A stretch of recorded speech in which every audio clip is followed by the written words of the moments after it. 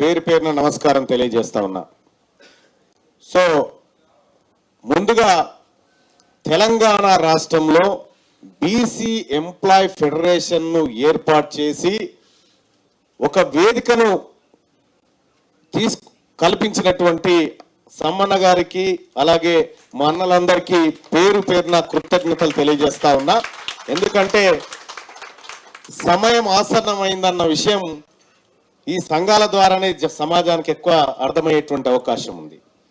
ఇక్కడ కొన్ని విషయాలు మాట్లాడుకుంటే దేశానికి స్వతంత్రం వచ్చినప్పటి నుంచి ఇప్పటి వరకు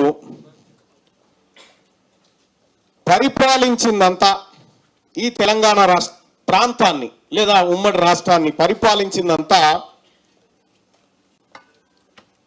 అగ్రకులాలు మాత్రమే పరిపాలించినాయి.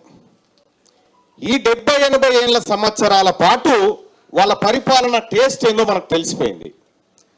వాళ్ళు అన్ని వాళ్ళ పరిపాలన అంతా విఫలమైపోయింది.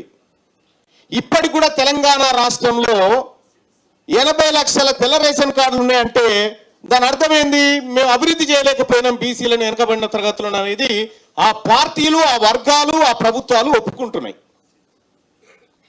నిజంగా మనం అంతా డెవలప్ అయినామంటే తెల్ల రేషన్ కార్డులు ఉండదు కదా. కానీ ఇవాళ అన్ని రంగాల్లో ఇప్పటికీ పేదవానికి ఇల్లు కల్పించలేనటువంటి ప్రభుత్వాలే ఉన్నాయి. ఇప్పటిదాకా నడిచినటువంటి ప్రభుత్వాలు, ఇప్పటిదాకా పరిపాలించినటువంటి వాళ్ళు ఈ యువతకు ఉద్యోగాలు ఇవ్వడంలో విఫలమైపోయినారు.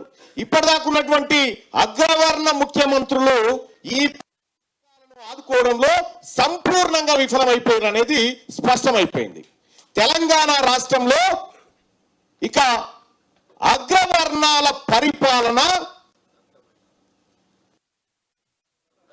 70 ఏళ్ళు చూసినాం కదా, అయిపోయింది, చాలు, ఏమీ లేదు, డొల్లా, మీ పరిపాలన అంతా డొల్లా, మాకు అర్థమైపోయింది.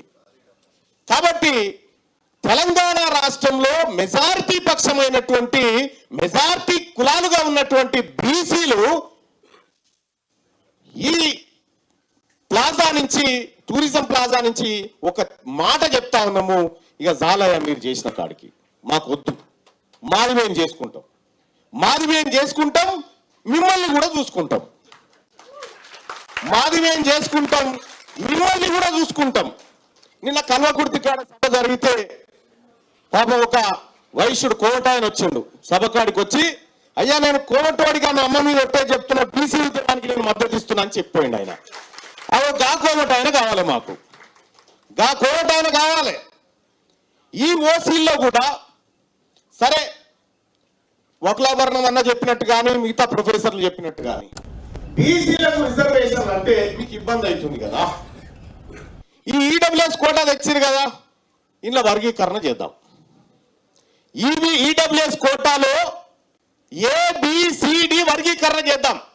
ఎందుకు చేద్దాం అంటున్నంటే కేవలం ఈడబ్ల్యూఎస్ లో అత్యధికంగా లబ్ధి పొందుతున్న ఫేక్ సర్టిఫికెట్లు మాత్రమే.